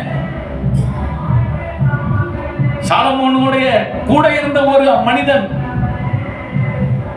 அவனை நம்பி 10 கோத்திரம். ஒரு பெரிய லெவல், ஒரு பெரிய அந்தஸ்து, ஒரு பெரிய உயர்வு. சாலமோனுக்கு கூட ஒரு கோத்திரம் தான், யூதா பென்யமீன் கோத்திரம் தான். அது ஜாயிண்ட்ல வரும். 10 கோத்திரம் யாருக்கு? யெரொபெயாம். யோசிச்சு பாருங்க. உயிர் இருக்கிற நாள் வரைக்கும் கர்த்தருக்கு என்ன சொல்லி இருக்கணும்? யெரொபெயாம் நன்றி உள்ளவனா இருக்கணும். என்ன பண்ணிருக்கான் தெரியுமா? இவன் நம்ம பார்த்தப்ப தேவனுக்கு எதிரா ஒரு பலிபீடத்தை கட்டுறான். அந்த பலிபீடத்துல கண்ணுக்குட்டியை கொண்டு வந்து வைக்கிறான். விசுவாசி எப்படி வேலை செய்யுது பாத்தீங்களா?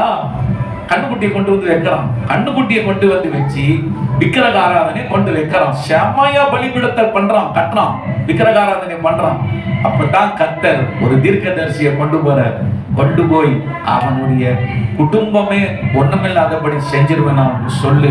அவன் கோபம் வந்து என்ன செய்யறான்? கையை நீட்டுறான். கை மறுத்து போகுது, முடியல, ஏய் ஜெபம் பண்றா, ஜெபம் பண்ண தீர்க்கதரிசி புடிங்கனா கை மறுத்து போச்சு. அந்த தீர்க்கதரிசி ஜெபம் பண்ண சொல்லி என் கை மறுபடியும் சரியாகணும். நாங்க தீர்க்கதரிசி அவனுக்காக ஜெபம் பண்ணும் போது கை சரியாகும். சரியா? அப்பயாச்சும் திருந்துறானா? திருந்தல. அந்த விக்கிரக ஆராதனையே தான் விழுந்து கடைசியா அது ரொம்ப பயங்கரமான ஒரு சூழ்நிலைக்கு போகுது. அப்போ இந்த இடத்துல நம்ம என்ன பார்க்கிறோம்? ஏன் இந்த யெரொபெயாம் நல்லவனா இருந்தான்? சாலமோனுக்கு ஒரு துணையா இருந்து சாலமோன் தப்பு பண்ணதால 10 கோத்திரம் கிட்ட போச்சு. என்ன ஆச்சுன்னா, நல்ல கவனி, ஒரு உள்ளான ஒரு சத்தியத்தை நம்ம பார்ப்போம். கடைசியா சொல்லிடுறேன், நம்ம ரொம்ப ஒரு சாதாரண ஒரு விஷயத்தை நாம எடுத்துக்குவோம். ஆனா அந்த சாதாரண ஒரு விஷயத்தை நாம கரெக்டா செய்யலன்னு வச்சுக்கோங்களேன், நிச்சயம் சொல்றேன், அது உன்னை விக்கிரக ஆராதனைக்கு உள்ள கொண்டு போயிடும். என்னங்க அது?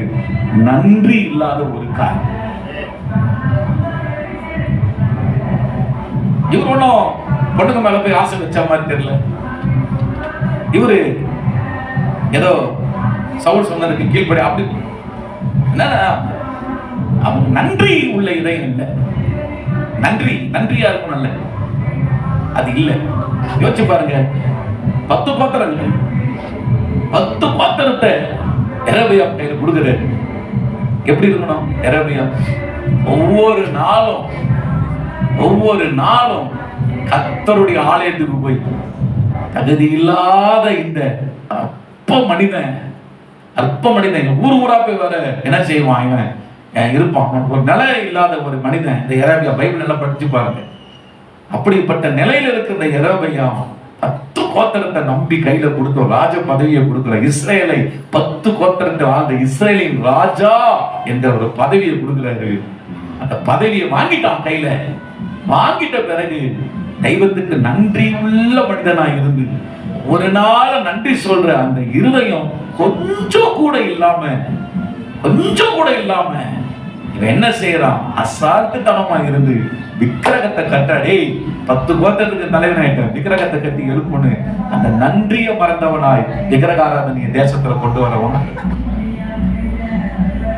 சொல்றது உங்களுக்கு புரியுதா? இன்னைக்கு நான் சில வேளையில நன்றியை பத்தி பேசுவேன். நன்றியா இருங்க. நிறைய பேருக்கு ஒரு மாதிரி இருக்கலாம். நான் சொல்றேன், எப்பா நீ நன்றி, உனக்கு ஒரு நன்றி இதயம் உனக்கு இல்லைன்னா, நல்ல கவனிச்சுங்க சிஸ்டருக்கு பிரதர்கள்லாம், நன்றி இருதயம் உங்களுக்கு இல்லைன்னு வச்சுக்கங்களேன், நிச்சயம் சொல்றேன், உன் இருதயம் கடினப்பட்டு போயிடும். தெரியுமா? நீங்க சாதாரணமா நினைச்சுக்காதீங்க, நினைத்துக் கொள்ளாதீர்கள். என்ன தேங்க்ஸ் சொல்லணுமா? தேங்க்ஸ் சொல்லிதான் ஆகணுமா? எப்பா உனக்கு அந்த குணம் இருக்குது, உனக்கு இதயம் எப்பவுமே சதையா இருக்கும். நன்றி நீ நினைச்சு நன்றி மற்றவங்களுக்கு சொல்ல உன் இதயம் சதையா இருக்கும். ஆனா என்ன சொல்லிதாகுமா? கூட கல்யாணம் வந்து ராஜேஷ் கிட்ட மற்றவங்களுக்கு நன்றி சொல்லு. அது சொல்றது எது? அந்த இருதயம் லகுவாக்க சூப்பரா இருக்கும். அந்த இருதயம் என்னைக்குமே உணர்வு நிறைந்ததாக இருக்கும். உணர்வுகள் நல்ல உணர்வுகளாக இருக்கும். ஆனா நன்றியை மறந்துட்டோம் வச்சுக்கீங்களா, நடக்கிறது என்ன தெரியுமா? உன் இருதயம் கல்லாயிடுச்சுன்னா என்ன ஆகுனா, இருட்டு குடிச்சிடும். ரோமர்ல நம்ம பார்க்கிறோம், 1ஆம் அதிகாரத்துல நம்ம பார்க்கிறோம், 26 வசனம் நினைக்கிறேன், 1:26-27, அவர்கள் ஸ்தோத்தரியாமல் தேவன் என்று அறிந்தும், தேவன் எவ்வளவோ நன்மை செய்திருக்கிறார், தேவனுடைய இயற்கையாக எத்தனை நன்மைகள் மனிதனுக்கு கிடைக்கிறது, ஆனால் தேவன் என்று அறிந்து கொண்டேன், ஆனால் அவரை நான் தேவன் என்று மகிமைப்படுத்தாமலும் ஸ்தோத்தரியாமலும் இருந்துன்னு போட்டிருக்கு. ஸ்தோத்திரம் என்னது? நன்றி செலுத்துதல். தெய்வத்துக்கு நன்றி செலுத்தாமல் இருந்த போது வேதம் என்ன சொன்னா, அவர்கள் இருதயம் இருள் அடைந்தது. உங்களுக்கு நன்றி சொல்ற குணம் நமக்கு இல்லைன்னா என்ன ஆகும் தெரியுமா? நம்முடைய இருதயம் இருள் அடைஞ்சு போயிடும். இருள் அடைஞ்சது என்னன்னா, பிசாசு எங்க இருக்கிறதான பிசாசினுடைய குணங்களும் சிந்தைகளும் உனக்குள்ள அப்படியே ஆக்கிரமித்துக் கொண்டு, அதுக்கு பிறகு உன் இருதயம் கரி மாதிரி ஆயிடும். அதுக்கப்புறம் நீ வாயை திறந்தாவே வேர்ட்ஸ் எல்லாம் கேவலமா இருக்கும். அடுத்தவங்க நம்மளை நேசிக்க முடியாது, நாமளும் அடுத்தவங்களை நேசிக்க முடியாது. இவங்கெல்லாம் என்னடா மனுஷங்க சொல்ற மாதிரி நம்ம லைஃப் அமைஞ்சிடும். யெரொபெயாம் யோசிக்கிறேன், அப்படிதான் ஆயிட்டா, என்னையா மனுஷன் நன்றி இல்லாதவன். நான் சொல்றது உங்களுக்கு புரியுதா? என்னதான் பேரண்ட்ஸுக்கு நல்லா கவனிங்கம்மா, பேரண்ட்ஸுக்கு நல்லா கவனிங்க. உங்களுடைய வயிற்றுல குழந்தை இருக்கும் போதே குழந்தைக்கு ஒரு பழக்கத்தை சொல்லிக் கொடுங்க.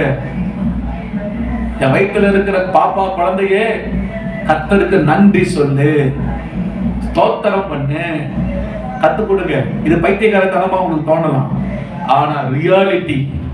எந்த அளவுக்கு நீ பிள்ளைகளுக்கு நன்றியை நீ கற்றுக் கொடுக்கிறாயோ, எந்த அளவுக்கு உன் வீட்டில் இருக்கிற பிள்ளைகளுக்கு நன்றி உள்ளவனாக நீ இரு. நன்றி சொன்னியா, தேங்க்ஸ் சொன்னியா இவங்களுக்கு அப்படின்னு நீங்க வீட்டுல இருந்து கண்டிஷன் பண்ணி சொல்லி கொடுத்தீங்கன்னா, நான் சொல்றேன், உங்க பிள்ளைங்க என்னைக்குமே கர்த்தருக்குள் ஆசீர்வாதமாக இருப்பார்கள்.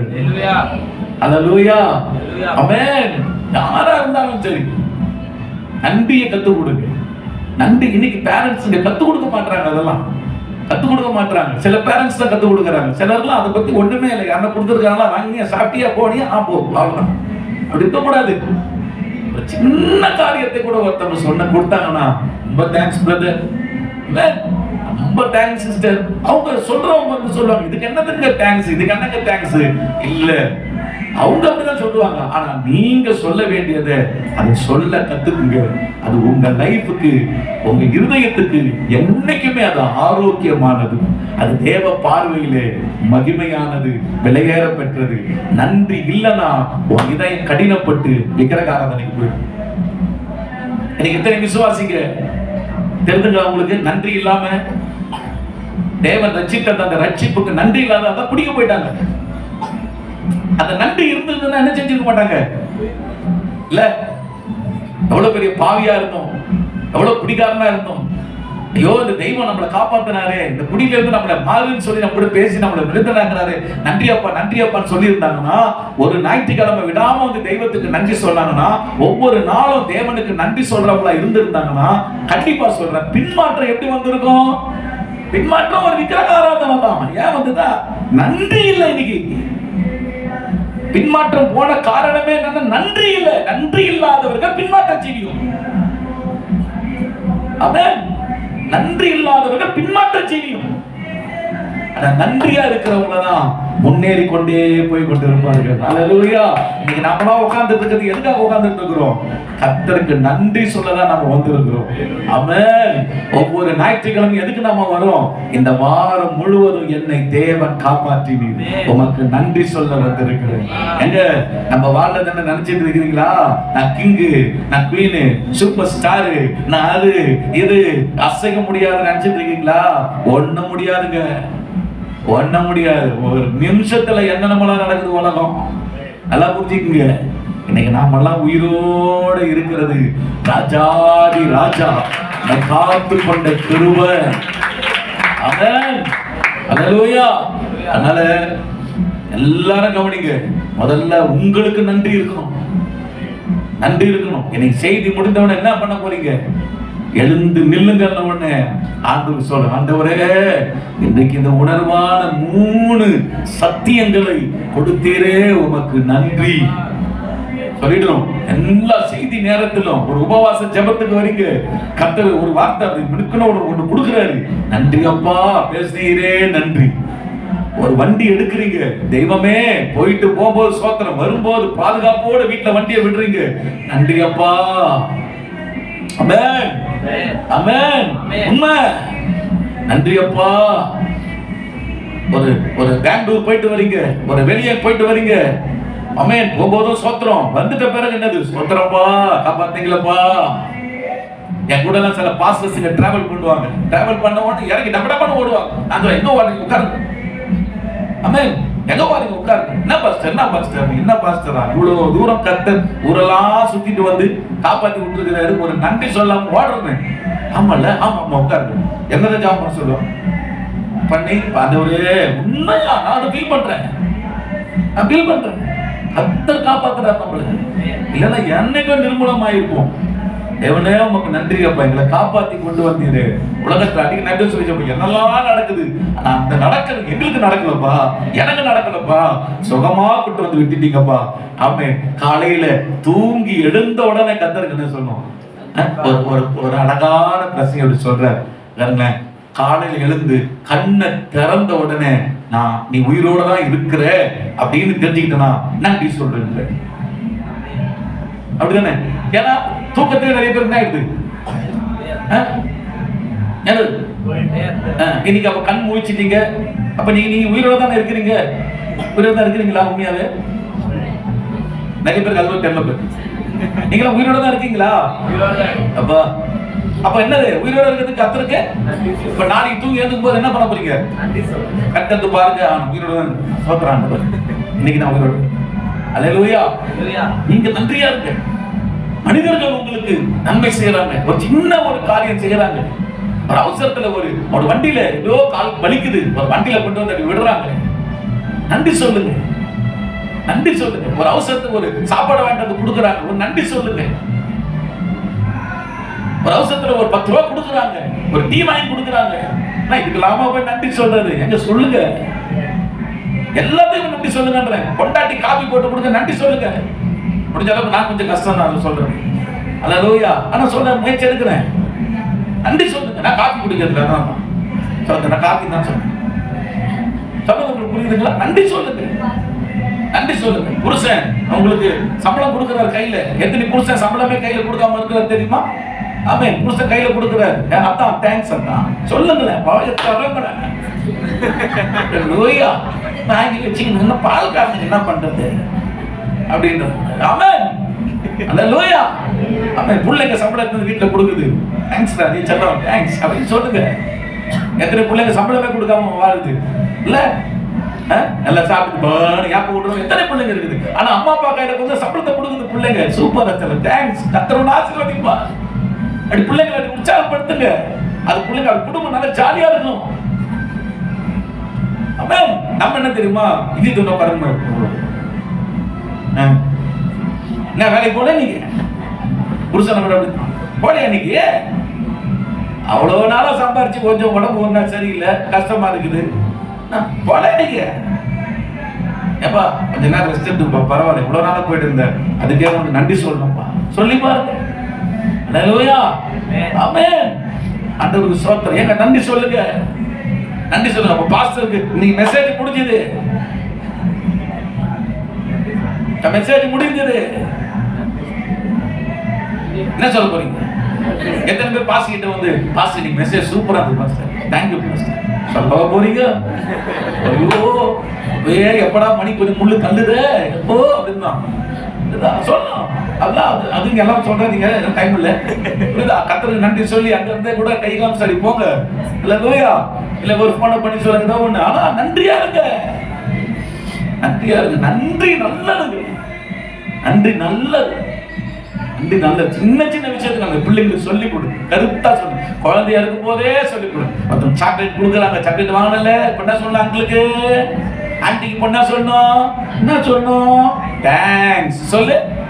நாம என்ன தெரியுமா சொல்லி கொடுப்போம்? வேற ஒண்ணு சொல்லி கொடுக்கணும். புரியுங்களா? என்ன சொல்லி கொடுக்கணும்? தேங்க்ஸ் சொல்லுங்க. தேங்க்ஸ் சொல்லி கொடுத்தா தேங்க்யூ அப்படின்னா அந்த பழக்கம் மட்டும் வந்துருச்சுன்னா உங்க பிள்ளைங்களை எல்லாரும் கண்மணின்னு சொல்லுவாங்க.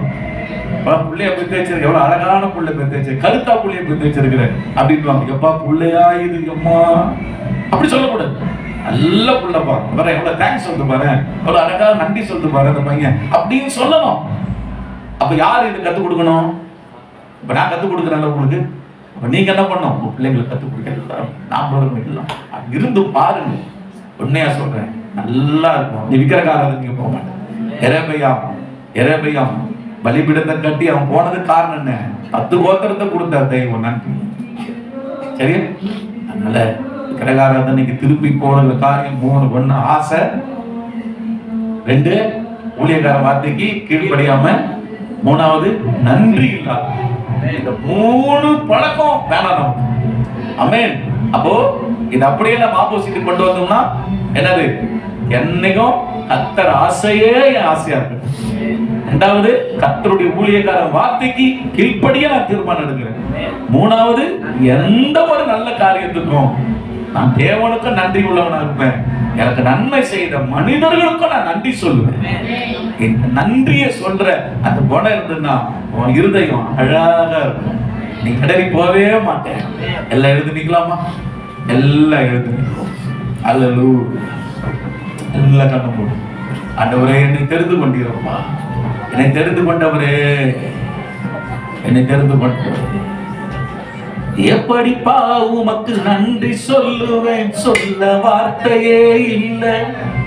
நீங்க போதும் என் வாழ்க்கை முழுவதும், வேறு ஆசையே இல்லை.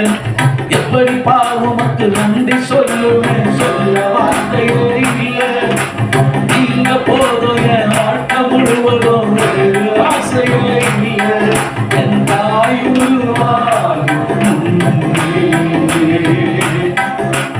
என் கருவை கண்ணீரையா, என் பெயர் உருவாகும் பெயர் சொல்லி அழைத்தீரையா. அழியாமல் அணைத்துக் கொண்டீர், கரையாமல் காத்துக் கொண்டீர், குறைவின்றி பிறக்க செய்தீர், பத்திரமாய் என்னை சுமந்தீரே. தாய் கருவே பத்திரமாய் என்னை சுமந்தீரே. சொல்லுங்க, நன்றி அப்பா. எப்படிப்பா உமக்கு நன்றி சொல்லுவேன், சொல்ல வார்த்தையே இல்லை. நீங்க போத வாழ்க்கை முழுவதும், வேறு ஆசையே இல்லை. எப்படிப்பா உமக்கு நன்றி சொல்ல நன்றி அப்பா. ஆமா ஆமா ஆமா.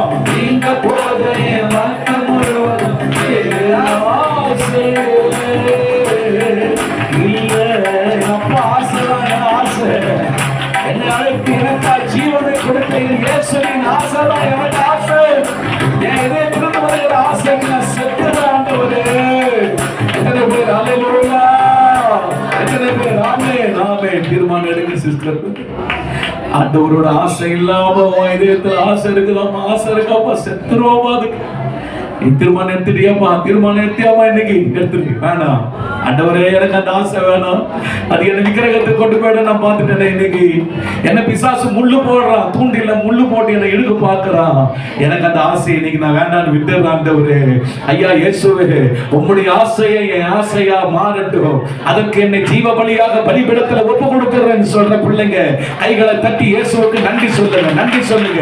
உன்னை காப்பாத்திட்டார் தம்பி, உன்னை காப்பாத்திட்டார் தங்கச்சி, உன்னை காப்பாத்திட்டாருப்பா, உன்னை காப்பாத்திட்டார். ஆண்டவர் வார்த்தை உனக்கு இப்ப தெரியாது, நிச்சயம் ஒரு நாள் யோசிப்பேன், ஆண்டவரே என்ன எவ்வளவு பெரிய முள்ளுல இருந்து என்ன காப்பாத்திட்டீங்க. ஊழியக்கார வார்த்தை கீழ்ப்படிவோம். இன்னைக்கு சவுல் கீழ்ப்படியில, சாமுவேல் வார்த்தை கீழ்ப்படியாத விக்கிரக ஆராதனை. ஆண்டவரே நான் முரட்டாட்டம் பண்ண மாட்டேன், அசால்ட்டா இருக்க மாட்டேன், ஒரு மாதிரி கேர்லெஸ்ஸா இருக்க மாட்டேன், சீரியஸ்னஸா தேவ வார்த்தையில் இருப்பேன், தேவ ஊழியக்காரருக்கு ஒப்புக்கொடு. உன் இருதயம் ஸ்திரப்பட்டிருக்கும். நன்றியா இரு காலம். பிதாவே, இந்த வார்த்தைகள் உன் பிள்ளைகளுக்கு ஆசீர்வதித்து கொடுத்ததற்காக நன்றி. இந்த வார்த்தை 100 இவர்கள் உள்ளங்களிலே பணம் தரட்டும், சிந்திக்கட்டும் இந்த வார்த்தைகளை, செயல்படுத்தட்டும் இந்த வார்த்தைகளை, எடுப்புதலை பார்க்கட்டும் இந்த வார்த்தைகள் மூலமாக. கர்த்தர் அப்படிப்பட்ட கிருபைகளை தருகிறதற்காக ஸ்தோத்திரம். இயேசுவின் நாமத்தில் பிதாவே, ஆமென் ஆமென். சேர்ந்து சொல்லுவோம், என் ஆத்துமாவே கர்த்தரை ஸ்தோத்திரி, என் முழு உள்ளமே பரிசுத்த நாமத்தை ஸ்தோத்திரி, என் ஆத்துமாவே கர்த்தரை ஸ்தோத்திரி. கர்த்தர் செய்த சகல உபகாரங்களையும் மறவாது. ஆமா, இடது கை நெஞ்சில் வைங்க, வலது கை தலைமையில் வைங்க. கர்த்தர் உன்னை ஆசீர்வதித்து காக்க கடவுள். கர்த்தர் தம்முடைய முகத்தை உன்மேல் பிரகாசிக்க பண்ணி உன்மேல் கிருபையாய் இருக்க கடவுள். கர்த்தர் தம்முடைய முகத்தை உன்மேல் பிரசன்னமாக்கி உனக்கு சமாதானம் கட்டளையிட கடவுள். நம்முடைய கர்த்தராகிய இயேசுவின் கிருபை, பிதாவாகிய தேவனுடைய அன்பு, பரிசுத்த ஆவியானவருடைய நெருங்கிய ஐக்கியம், சந்தோஷம், சமாதானம், சுகம், பாதுகாப்பு இயேசு வருகிறவரை நம் அனைவரோடு கூட என்றென்றைக்கும் இருப்பதாக. ஆமென். God bless you sisters, God bless you brothers. கர்த்தர் உங்களை ஆசீர்வதிப்பார்.